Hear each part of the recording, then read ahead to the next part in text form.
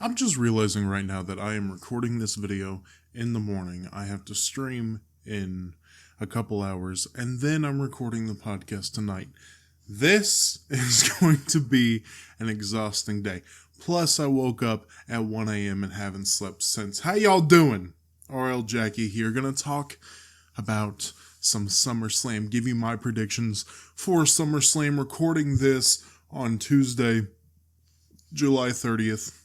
So, if anything happens on Friday Night SmackDown that may change a few things, I do apologize. I might make an update. Let's just get down to brass tacks. Let's just go into it. Now, the matches I talk about, the order I'm going to talk about them in, is just the order about my interest in them, both in the storyline and the matchup itself. Again, I'm going to try to look at the camera. So first up, we got LA Knight going against Logan Paul. I think that this is going to be a good match. Actually, all the matches on this card are looking like that they are going to be pretty good matches, and this one is no exception. I really think LA Knight in the ring is underrated. Everybody loves his talking ability, in which they should.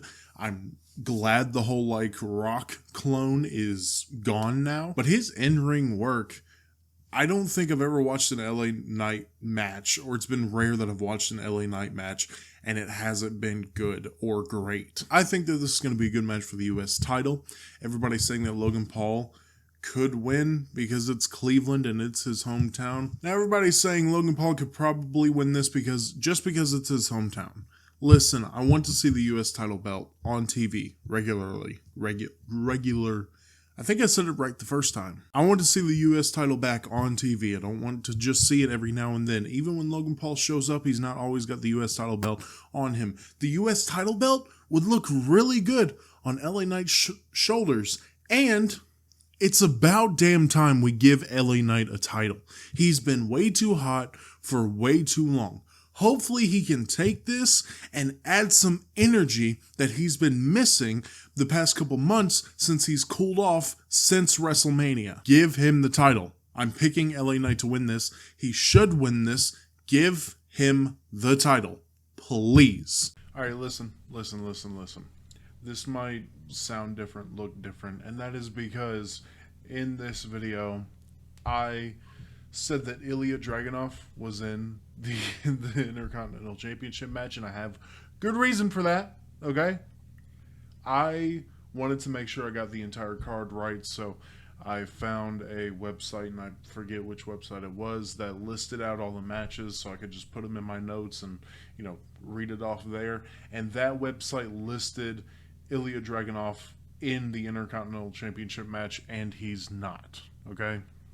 Now, it did say Braun Breaker should win. I think Braun Breaker is going to win, but I'm just making that correction. I'm not re-recording the entire video, so I apologize, but yes, Ilya Dragunov is not a triple threat at SummerSlam for the Intercontinental Championship. It's just Braun and Sammy, and Braun's going to win. Thank you. Love you. Bye.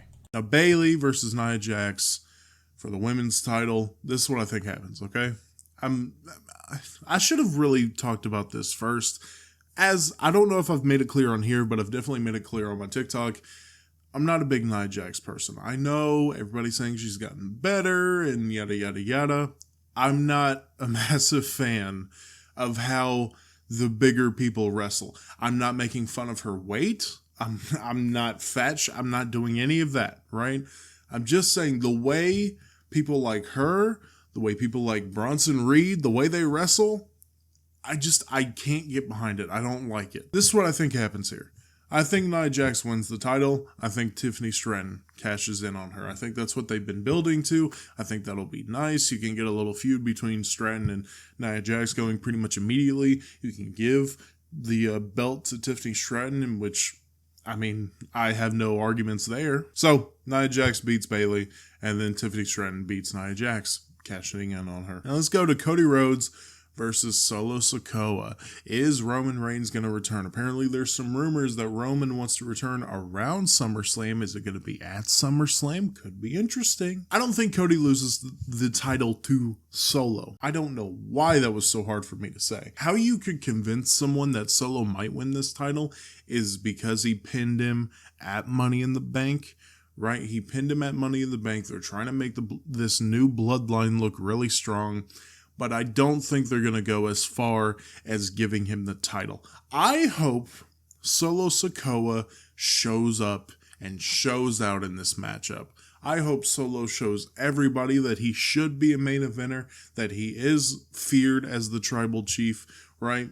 The new tribal chief, the fake tribal chief, if you want to say, with Roman coming back and, whenever Paul Heyman does or whatever. Brought up Paul Heyman as if he's a candidate for the tribal chief. I hope he shows up. I hope he shows out. But in terms of who's going to beat Cody for this new championship, as well as Triple H really wanting, at the very least, the main belts to have these long reigns, I think Cody beats Solo. Let's go to Damian Priest versus Gunther. I'm actually very, very, very excited for this. And this is another thing I don't know if I've made clear on this channel. I don't think I have. I've made it clear on the TikTok. Go follow the TikTok, RL Jackie, same name as the YouTube channel. Since before Damian Priest was World Heavyweight Champion, I was a big Damo guy. I always thought he got a little too much hate. I think he's a good talker, and I think he's great in the ring. Yeah, the Money in the Bank finish was kind of janky, but was that really his fault? I mean, it could be. I don't think it really was, though. I think the accepted story was Drew McIntyre missed his cue, or the audio guy missed his cue, or something. But outside of that mess, Damian Priest has had a pretty good title run. I really like what Damian Priest is doing. And this matchup is going to be phenomenal. It's going to be great. It's going to be so good. And Gunther should have this title. He really should. Gunther is going to have this title a couple times in his career, as well as the undisputed WWE Championship, or whatever the fuck they're calling it now. Do I think it happens in Cleveland at SummerSlam? Does Gunther beat Damian Priest? Well, according to a little story that I think is brewing, that might still be brewing under the surface of the Judgment Day, I think it's possible that there's a little interference that helps out Gunther and not Damian Priest. I think the Judgment Day interfere and cost Damian Priest the title. I think Gunther leaves your new World Heavyweight Champion. I will not be mad if it's Damo, though. I will not be mad if it's Damo. Next up, Liv Morgan versus Rhea Ripley for the Women's World Heavyweight Championship. And this also has some strings to it. What's Dominic Mysterio going to do? A lot of people think he's going to turn. But I think a lot of people are forgetting about one person, and that's Finn Balor. Finn Balor, if you remember this entire Liv Morgan Judgment Day thing, he's been pretty close. Hotel room key, being alone in the Judgment Day clubhouse with Liv Morgan. He's been pretty close with Liv Morgan. So, in my head, and again, this is just a theory, I think in this match, Dom's going to try to interfere to cost Liv Morgan, and in that, Finn Balor is going to grab Dom, and Liv Morgan is going to retain the title. It should go back to Rhea Ripley. It's going to go back to Rhea Ripley. Don't even question it. But right now, I think that is going to start a whole thing in the Judgment Day that's been brewing since WrestleMania. And finally, the matchup I am most interested in, the matchup I think a lot of us are the most interested in, CM Punk versus Drew McIntyre, with Seth Rollins as special guest referee for some reason. I'm actually a little afraid of this match, just because the last time you saw CM Punk was at the Royal Rumble, and he didn't really look great. I'm sure there was some rust involved, sort of, but a lot of people are hyping up this match, and I'm telling you right now, a lot of people just, I think in their heads, have CM Punk of the early 2010s, and that's just not who he is anymore. It's been over a decade since then. Do I think he can still go? Absolutely. Do I think he can put on the 5 stars that he once did?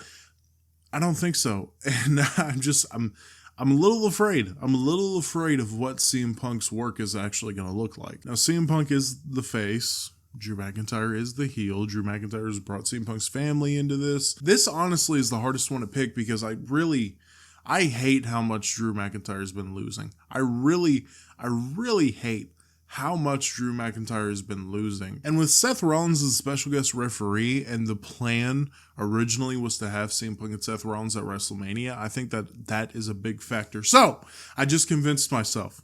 Okay, Seth Rollins interferes. Obviously, you're not going to have a special guest referee without them interfering. He's going to interfere and cost Punk the match. Drew McIntyre, 1, 2, 3. That's your SummerSlam. Let me know what you think of my predictions. And let me know your predictions in the comments. Follow the TikTok, RL Jackie. I'm not really anywhere else, but go listen to the podcast I do with my boy Z, Red Light Homies, on YouTube, on Spotify, Amazon Music, and Apple Podcasts.